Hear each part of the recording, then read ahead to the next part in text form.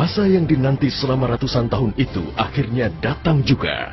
17 Agustus 1945, Indonesia menyatakan dirinya merdeka sebagai sebuah negara yang berdaulat.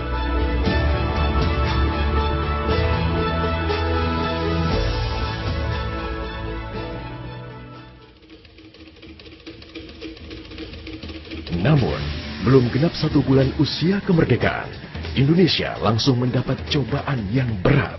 Tentara sekutu yang di dalamnya ada tentara Belanda mendarat di Jakarta dan kota-kota besar lainnya di Indonesia.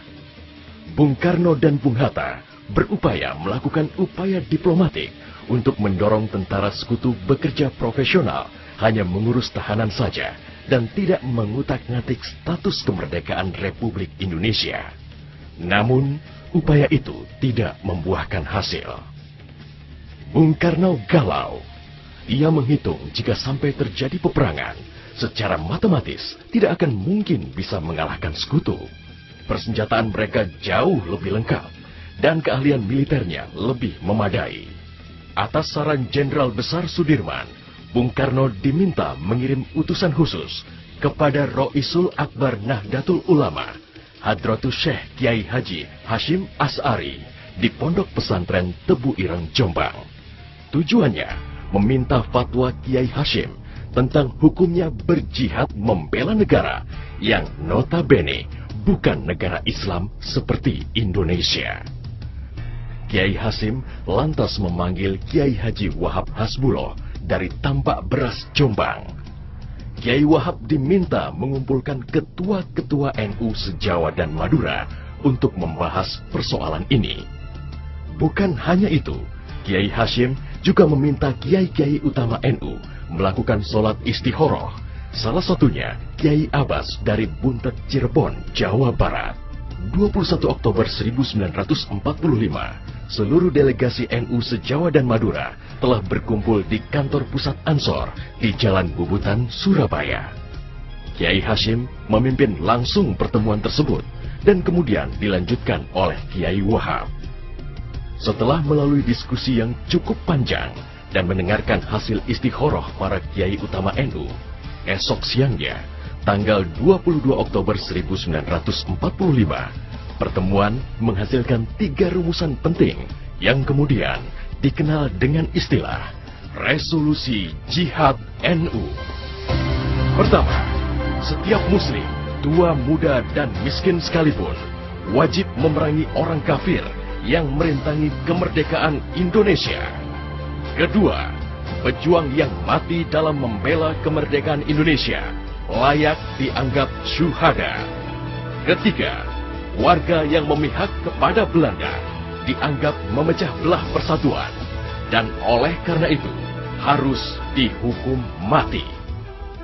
Dokumen resolusi jihad ditulis dalam huruf Arab Jawa atau pegon, ditandatangani Kiai Haji Hashim Asy'ari, disebarluaskan ke jaringan pesantren, tak terkecuali kepada komandan-komandan Laskar Hizbullah dan Sabilillah di seluruh penjuru Jawa dan Madura. Dokumen resolusi jihad juga dimuat di sejumlah media massa pergerakan masa itu. Hanya berselang 3 hari pasca resolusi jihad dicetuskan, 6.000 tentara sekutu mendarat di Pelabuhan Tanjung Perak, Surabaya dengan persenjataan lengkap. Mendengar kedatangan pasukan penjajah, ribuan santri dan kiai dari penjuru Jawa Timur bergerak menuju Surabaya. Situasi pun terus memanas dan cenderung tak terkendali. Resolusi Jihad NU telah memompa semangat perlawanan rakyat dan memicu terjadinya pertempuran hebat selama 3 hari di Surabaya, tanggal 27, 28, dan 29 Oktober 1945. Tentara Inggris kewalahan menghadapi perlawanan rakyat Jawa Timur. Mereka lantas mendatangkan Bung Karno ke Surabaya untuk diajak berunding melakukan gencatan senjata. Pagi hari tanggal 30 Oktober, gencatan senjata ditandatangani pemerintah Indonesia dan Inggris. Namun, sore harinya, terjadi insiden di Jembatan Merah yang menewaskan orang nomor 1 tentara Inggris di Surabaya, Jenderal Malabi. Gencatan senjata pun langsung berakhir. Pengganti Malabi, Jenderal Robert Munser, mengultimatum Laskar Pejuang dan tentara Indonesia agar menyerahkan senjata kepada Inggris paling lambat 10 November 1945. Jika tidak, Inggris mengancam akan membumi hanguskan Surabaya. Mendengar ancaman itu, para komandan Laskar Hizbullah, Sabilillah, Mujahidin, TKR, dan para santri marah besar. Seorang pemuda bernama Sutomo, atau yang dikenal dengan Bung Tomo, sowan kepada Kiai Hashim. Ia meminta izin kepada Kiai Hashim untuk menyiarkan dan menyebarluaskan resolusi jihad melalui radio. Bismillahirrahmanirrahim. Merdeka! Saudara-saudara penduduk kota Surabaya, kita semuanya telah mengetahui bahwa hari ini tentara Inggris telah menyebarkan pamflet-pamflet yang memberikan suatu ancaman kepada kita semua. Kita diwajibkan untuk dalam waktu yang mereka tentukan menyerahkan senjata-senjata yang telah kita rebut dari tangannya tentara Jepang. Tetapi inilah jawaban kita.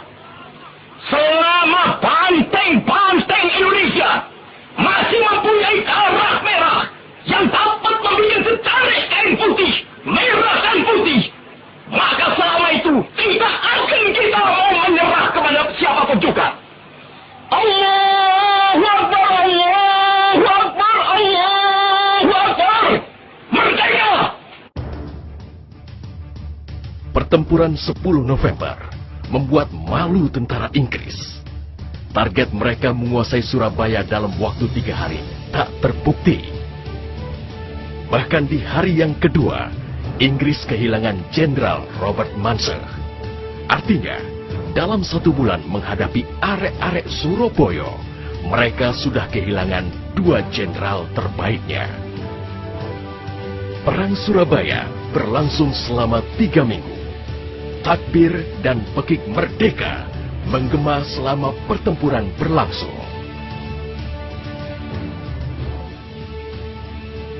Meski pada akhirnya Surabaya jatuh ke tentara Inggris, namun Inggris mengalami kerugian yang cukup besar.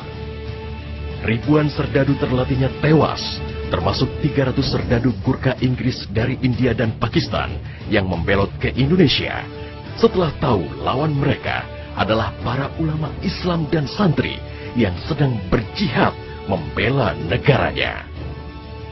Korban di pihak Indonesia sendiri, 60.000 tentara, laskar, para santri, sukarelawan, dan rakyat Surabaya gugur sebagai syuhada. Tanpa resolusi jihad NU, tidak akan ada peristiwa heroik 10 November 1945.